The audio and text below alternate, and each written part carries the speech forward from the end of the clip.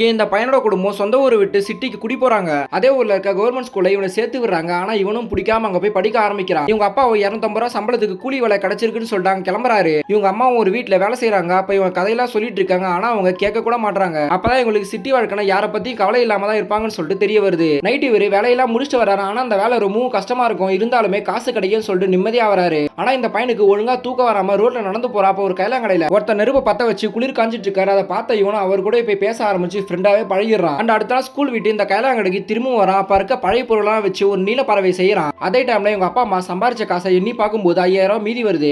இப்படியே இந்த ஊர்லயே நம்ம நல்லா வேலை செஞ்சா இடம் வாங்கி வீடுலாம் கட்டிடலாம்னு சொல்லிட்டு கனவு காண்றாங்க. ஆனா கொஞ்ச நாள் இந்த பையனோட அப்பா வேலை செய்யற இடத்துல 250 ரூபாய்க்கு பதிலா 300 ரூபாய் தந்தா வேலைக்கு வருவான்னு சொல்லிட்டு சொல்றாரு. அவங்களும் வேலைக்கு வேணாம்னு சொல்லிட்டு விட்டுட்டு போயிடுறாங்க. இந்த பையனை ஸ்கூல் பசங்களுக்கு இவன் செஞ்ச அந்த பறவையை காமிக்கிறான். அதை பார்த்து எல்லாரும் சந்தோஷப்படுறாங்க. அப்பன்னு பார்த்து சார் வந்து இதை பார்த்துட்டு ஹோம்ஒர்க் பண்ண முடியல, ஆனா இதெல்லாம் மட்டும் பண்ண முடியாதுன்னு சொல்லிட்டு அந்த பறவையை தூக்கி போட்டுறாரு. இவன் ரொம்ப மனசு கஷ்டப்பட்டுறான். ஆனா அவங்க அம்மாவும் வேலை செய்யற இடத்துல அழுகு துணி எடுக்கும் போது ஏதோ இருக்குன்னு சொல்லி எடுத்து பாக்குறாங்க. பார்த்தா பணம் இருக்கு. அப்பன்னு பார்த்து இந்த ஓனர்மா வந்து இதை பாத்துறாங்க. பணத்தை திருட பாக்குறியா, போலீஸ் கிட்ட கம்ப்ளைண்ட் பண்ணுவான்னு சொல்லிட்டு வேலையை விட்டு நிறுத்திடுறாங்க. இந்த பையனை அந்த உடஞ்சு போன பறவையை கொண்டு வந்து அந்த கைலாங்கடையில கொடுக்குறான். அதை பார்த்து அவர் ஒரு மூவ் ஃபீல் பண்றாரு. இப்ப இவங்க 3 பேருமே வீட்டுல ஒரு மூவ் ஃபீல் பண்ணி உட்காந்துட்டு இருக்காங்க. அடுத்த நாள் இந்த பையன் அந்த கைலாங்கடைக்கு போறான். பார்த்தா அந்த உடஞ்சு போன பறவையை சரி பண்ணி வச்சிருக்காரு. அதை பார்த்ததுமே இவனுக்கு நம்ம ஊரு தான் நம்மளுக்கு சந்தோஷம் தரும்னு சொல்லிட்டு அவங்க அம்மா அப்பா கிட்ட சொல்லாம கூட அங்க அந்த பஸ் ஏறி அவன் வீட்டுக்கு போயிடுறான். அந்த சுக்ரஜா தாத்தா போய் மீட் பண்ணி எனக்கு புல்லாங்குழல் வாசிக்க தெரிஞ்சிருச்சுன்னு சொல்லிட்டு வாசிச்சு காமிக்கிறான். அதை கேட்டதுமே இவர் மூவ் பிடிச்சு போய் ஒரு இடத்த கூட்டிட்டு போறேன்னு சொல்லிட்டு மலையோட உச்சில போய் நின்று புல்லாங்குழல் வாசிக்க சொல்றாரு. இவனை வாசிக்கிறான். அந்த புல்லாங்குழல் சத்தத்தோட எக்கோ அடிக்குது. அதை கேட்டதுமே இவர் மூவ் சந்தோஷப்படுறான். அதே டைம்ல இந்த தாத்தா அங்க இருந்து கிளம்பிடுறாரு. இவனை இந்த காட்டிலேயே இருந்துடுறான்.